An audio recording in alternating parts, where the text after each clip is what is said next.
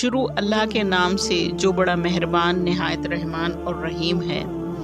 مہینے سال بھر آتے رہتے ہیں جاتے رہتے ہیں، دن بھی آتے ہیں جاتے ہیں، نہ تو سارے دن ایک جیسے فضیلت کے ہیں اور نہ ہی سارے مہینے ایک جیسی فضیلت کے ہیں۔ زمین ساری اللہ کی ہے، ساری زمین اللہ نے بنائی ہے، مگر ایک زمین کی تاثیر دوسری زمین سے مختلف ہوتی ہے، آب و ہوا بھی مختلف ہوتی ہے۔ ایسا سمجھ لیں مہینے تو وہی ہیں سال کے، مگر موسم بدلتے رہتے ہیں۔ موسم بدلتا ہے تو روحانی آب و ہوا بھی بدل جاتی ہے۔ کچھ مہینے کچھ ایام ایسے بھی آتے ہیں جس میں اللہ رب العزت کی رحمت جوش پہ ہوتی ہے، جھوم جھوم کر آتی ہے۔ اس کی بخشش، اس کا رحم و کرم، اس کی عطائیں، اس کی برکتیں جوش پر ہوتی ہیں۔ ان میں ماہ رمضان بھی ہے۔ رمضان کی 30 راتوں اور 30 دنوں میں، جس میں شب قدر بھی ہے، لیلۃ القدر، اس میں اللہ کی رحمت اور عطا اتنے جوش پر ہوتی ہے کہ اس کے جوش سے اس کی رحمت نے اس رات کو 1000 مہینوں سے افضل بنا دیا، 100 سال سے اوپر اس کو افضل بنا دیا۔ اس کو ایک نسبت ملی، اس رات میں قرآن آیا، نسبت نے ایک فضیلت دے دی، اس کو نسبت ملی قرآن کی آمد سے۔ تو پتہ چلا اگر کسی دن کو، کسی رات کو یا کسی لمحے کو اللہ کے کسی محبوب شے سے نسبت ہو جائے اور وہ شے اس لمحے میں آئے، تو اس کے نسبت کے اس لمحے کو، اس کی وجہ سے اللہ پاک اس رات کو، اس دن کو اور اس نسبت برے لمحے کو ہر شے سے بلند کر دے گا۔ ساری نعمتیں ہمیں حضور کی آمد کے وسیلے سے ملی۔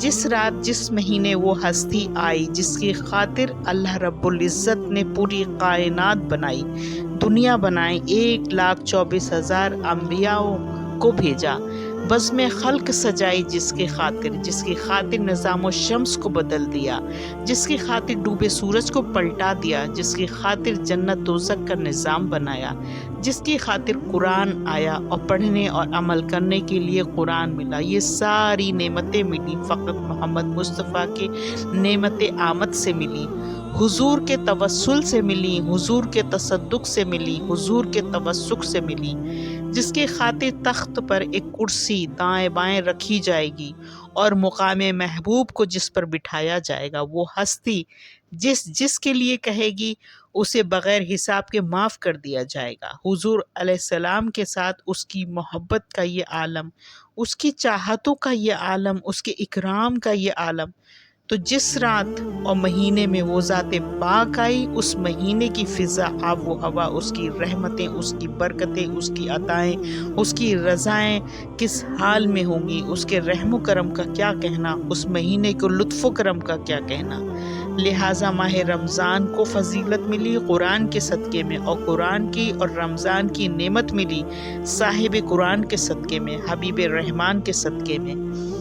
قرآن اترا تو ہدایت اور نور کے لیے، اور آقا علیہ السلام حضور صلی اللہ علیہ وآلہ وسلم حضرت آمنہ کی گود میں اترے تو انہوں نے سر اٹھا کر دیکھا تو آسمان کے سارے ستارے ان کی چھت کے قریب آ گئے، حوریں آ گئیں حضرت آمنہ کے گھر پر، سارے ستارے زمین پر اتر آئے۔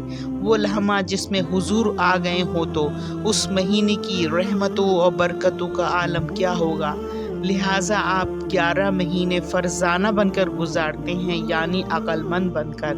یہ مہینہ حضور کی ولادت کی خوشی میں دیوانہ بن کر گزاریے۔ اس مہینے کو آپ وقف کر دیں حضور کی آمد کی خوشی میں، جشن میں، خرچ کریں حضور کے میلاد پر، اللہ پاک پورے سال بھر اجر دے گا، اللہ بڑی برکتیں لائے گا، یہ ہماری خوش نصیبی ہوگی۔